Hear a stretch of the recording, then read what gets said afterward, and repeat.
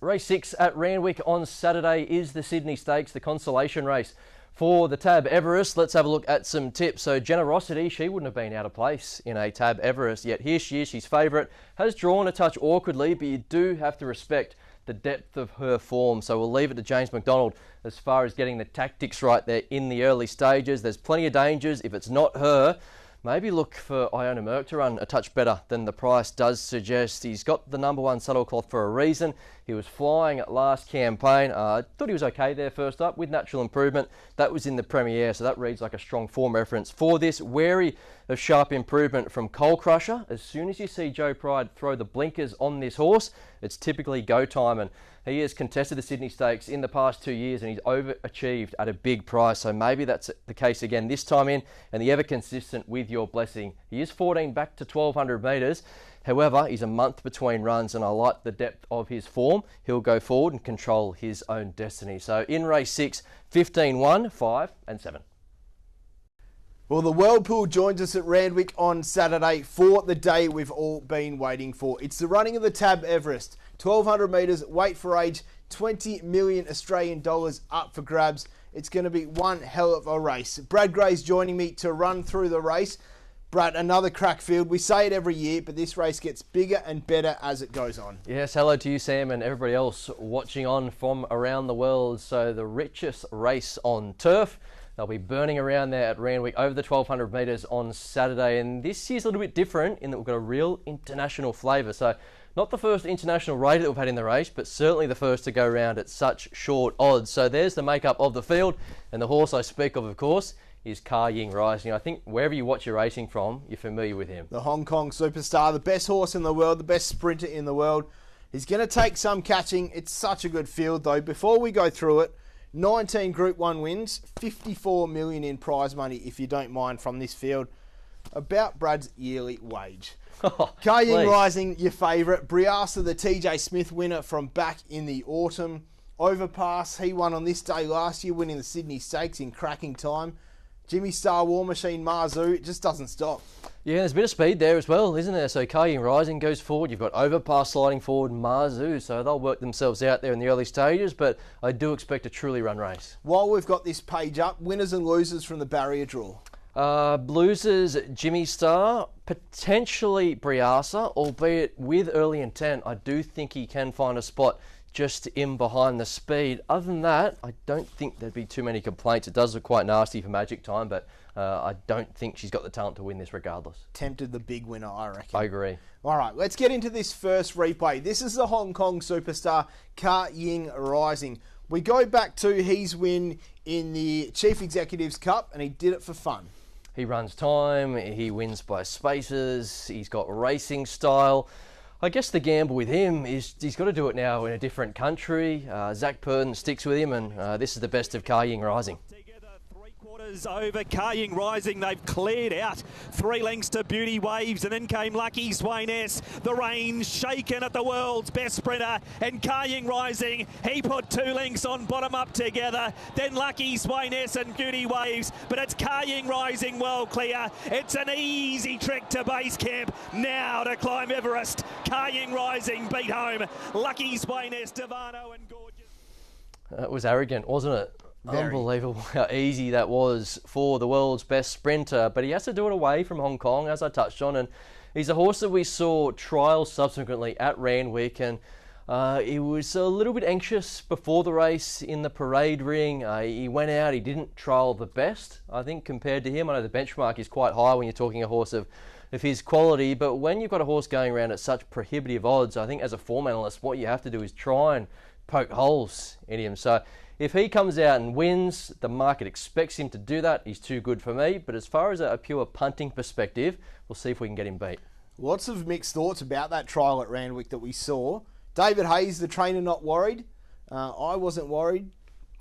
Much ado about nothing, I think. Water off a duck's back, wasn't it, as far as David Hayes goes, the trainer of Car Ying Rising. But there's your stat regarding the shortest price favourite to run around in a Tab Everest. It was in 2022. It was Nature Strip, and he jumped $1.90 and he finished 4th. Do we expect Car Ying Rising to start shorter than the 190? Yep. Definitely.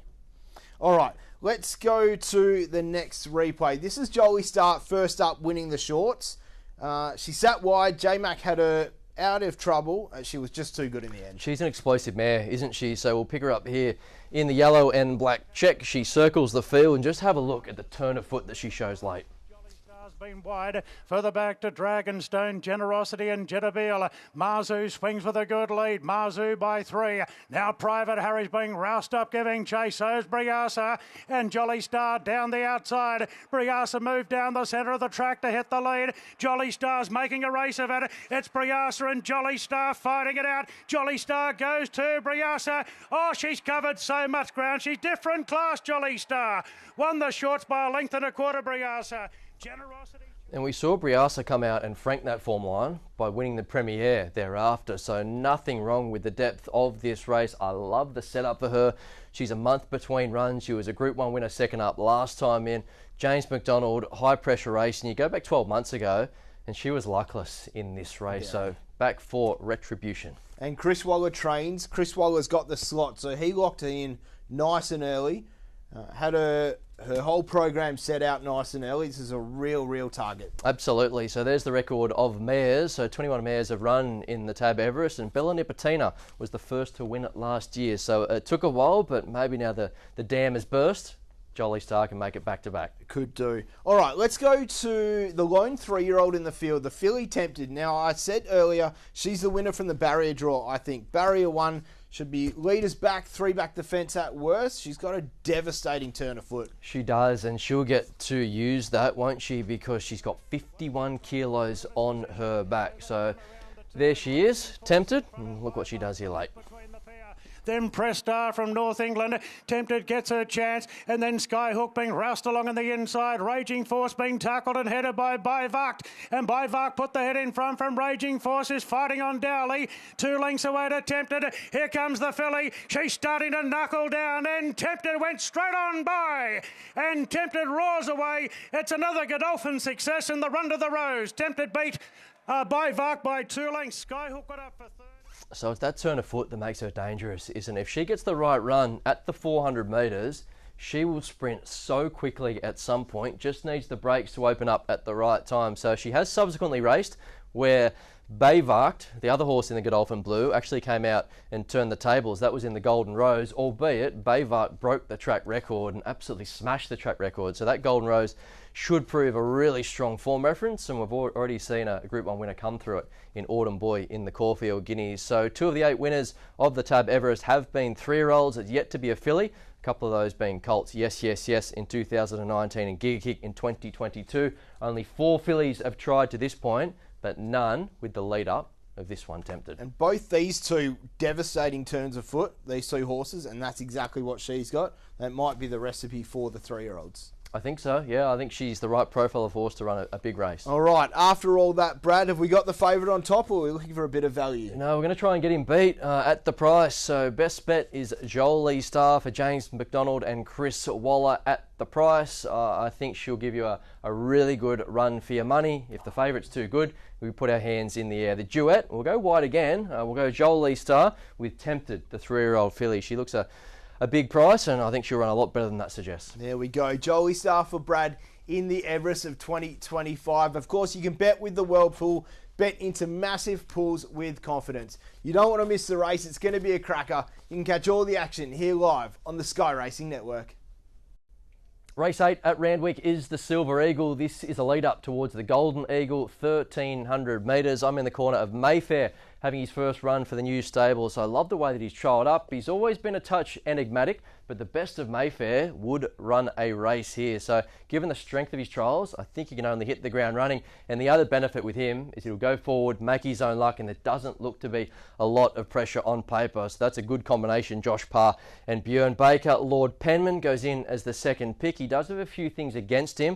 1,600 metres in the Epsom, coming back to 1,300 metres, only 2 weeks between runs, but he is banging down the door as far as winning another race. So he needs a few things to fall into place, but look for him to be screaming home. I just hope he doesn't run out of straight. Lineback is your class horse. Nobody missed the way that he trialled alongside Overpass and Karying Rising. That suggests that he's taken no ill effects from a little setback. which sees him a gap between runs. I don't know where he gets to from the draw. That's a little negative with him. And Sabaj, first run for the new yard and has been met with good early support. I do want to respect that confident market move. But Mayfair on top, 5-7, 1 and 9. Well, the World Pool joins us for the mile feature in Sydney this spring. It's the Group 1 King Charles III weight for age, high quality field coming up. Brad Gray's here to preview the race with me. Brad, this just a new race last year, but it just keeps getting better and better. It certainly does, yeah. Another really deep field, isn't it? Some of the best milers we've got in the country.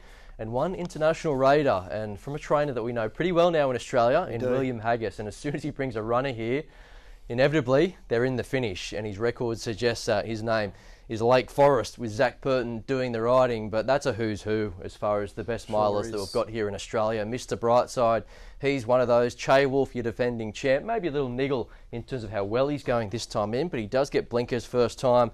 You've got the likes of Fangirl and Pride of Jenny, so a few real fan favourites there, and there'll be a few divisive fan clubs as far as which camp they want to be in. There will be. The fascinating runner for me within the law, the filly, 48 kilos on her back. Rachel King rides light anyway. That won't be an issue. What they do with her is going to be very, very interesting. She's a wild card, isn't she? Very hard to line her up. A lot of the others, they've met before, so you've got a pretty good line in terms of where they fit. Sure have. All right, let's get to this first replay. This is the Mackay Diva Stakes down at Flemington. Mr. B, Mr. Brightside, collects his 10th Group 1 victory. He's a winning machine. Never underestimate Mr. Brightside. So this is his distance range there. You could see he did get on-speed favours from out in front, but that's the beauty of Mr. Brightside. He can settle just about anywhere. Course, then Tom Kitten, and behind them Antino in a dash to the line. 300 to go, and Mr. Brightside's 2 lengths in front of Aliana Via Sistina. Antino, the widest, is winding up. Still Mr. Brightside with 150 metres to go. A good buffer. Mr. Brightside is 2 lengths in front. It's going to be a famous hat trick. 3 Mackay Divas for Mr. Brightside. Second Aliana. Third Via Sistina. He has won 2 Group 1s already at Randwick, both being Doncasters, so he's no stranger to running well over the Randwick Mile. And you look at his stats alongside Pride of Jenny, and I think that's significant because Pride of Jenny is a horse that likes to rip her rivals out of their comfort zone, and some horses cope with that and some don't, whereas Mr. Brightside, he has proven time and time again that he can get past her. So they've actually clashed 10 times in the past. At the moment, the ledger is 5-all, so it'll tip one way or the other on Saturday. But more recently, it's all about Mr. B. 4 of his past 5 against Pride of Jenny, he's come out on top. Just shows you how important race patterns actually are. He can settle forward, take all the bad luck out of the equation, pretty much go when he wants. He's bomb-proof, isn't he? He is. All right, we'll go back to Sydney now. The 7 Stakes. This is Fangirl's last start effort, a mile. Fangirl, James McDonald, 1600, good track. There's just so many ticks. There's a lot to like, apart from the barrier. That's the only little knock. I know she tends to get back in her races regardless, but she's going to be spotting these a big head start. But this is what she can do when she's at her best. We know she's got a devastating turn of foot. There she is in the pink. Che Wolf and Fangirl is coming off heels. Lindemann at the 250, a length and a half clear from Private Eye and Fangirl. Che Wolf back on the inside. Lindemann leads at the 150, but Fangirl's going after him now. It's Lindemann a half in front, a neck in front. Fangirl lunges the outside. It's very close. Fangirl diving at Lindemann, nothing in it. Che Wolf third in front. Took every metre of the straight for it to wear down Lindemann, the stablemate, but Lindemann's come out and franked this form by running really well since, so no knock on that as far as a form reference. And yes, she did get her nose down right on the line, so they don't pay on margins, do they? James McDonald's record on Fangirl, and you spoke to it a touch earlier, Sam, it's outstanding, isn't it? So 14 rides, 8 wins, and a further 4 minor placings, so only twice have they finished outside the top 3. Very hard to fault. All right, let's have a look at this last replay, maybe the X-Factor horse of this race. We go overseas. This is the Group 1 City of York Stakes and Lake Forest. We've seen him once here in Australia take out the Golden Eagle. Here he is again in the blue colours. Yeah, didn't get a lot of luck, did he? You see him sandwiched at this point, but look at the way that he recollects himself and still hits the line. coming with him. Quinault is still in front, heading towards the last furlong and a half. One from the right, Kirat. Here's Never So Brave. Rosalian exactly in the purple and white coming through. Anaf in the noseband trying to thread through. Heads everywhere inside the furlong. Never So Brave has struck the front. Rosalian is challenging. Here's Muranoa Charlie in the black and yellow with a late thrust. Never So Brave, all heart, wins the Sky Bet City of York. Tight for second between Muranoa Charlie, Lake Forest and Rosalian. So he hasn't won since the Golden Eagle, but there's been a few hard luck stories along the way, and maybe none more so than last start. But you go back to that Golden Eagle that he won, it has produced 8 subsequent Group 1 winners, and the list just goes on and on and on. Your Jolie Stars, your War Machines, your Ascoli Pacinos, your Lazats. So it turned out to be the race of the carnival, and he'll absorb that pressure. He'll get back, but look for him to really be hitting the line. I love the way that he won the Golden Eagle. So he's here to run a race. He's here ready to rock and roll. I hadn't seen that replay before. That was hard to watch. Yeah. He finished alongside other Group 1 performers in Europe. We know how good the Group 1 milers are in Europe compared to down here. Majority of the time they get the job done. Yeah, they make them tough, don't they? And they can sustain that rolling gallop, Yep. which I think will suit with Pride of Jenny ripping along out in front. They sure do. There's the replays for the Group 1 King Charles III. Brad, who are we putting on top? I'm with the internationals. So there he is, Lake Forest, Zach Purton and William Haggis. For the duet, we'll throw in the ever-consistent Mr. Brightside. So he's drawn wide, but I do think they'll hunt across and use Pride of Jenny to get a position on top of the speed, and from there he'll run another honest race. So duet Lake Forest and Mr. Brightside, but pretty keen on the chances of Lake Forest to win again here. It'll be that man, William Haggis, again. Brad, thank you. There's the King Charles III. It's going to be a race you do not want to miss. You can catch all the action here live on the Sky Racing Network. Race 10 at Randwick is over the 1400 metres. Tricky close here, a wide open race. That said, I've found one at odds here in Sergeant Major. So at the time of record, we don't have a jockey because he's an emergency. So just needs a few scratchings to get in. But if he does get into the field, he's going to be very hard to hold out. So number 19, timing-wise, he's ready for 1400 metres. He was a third up winner last time in. I think this is a real target race for him, so I'm inclined to keep him safe where you go to thereafter. This is a race where you could have 10 picks. So I've got 19, 7, 4 and 14. Kerguelen does have to tick off the 1400 metre box, but the way that he's attacking the line suggests that that won't be an issue. He will get a fair way back, so needs a few things to fall into place, but I think he finds himself in career best form. Serati was suited last start by a hectic tempo, but had to be impressed by the way that he really savaged the line. So if he repeats that, he's a big player. And then you've got Rock Empire, who does look your likely leader. He made good improvement first to second up. I think he improves again now third up. Might be looking for the mile, but he could get map on speed favours. But 19, 7, 4 and 14 to bring us home at Randwick.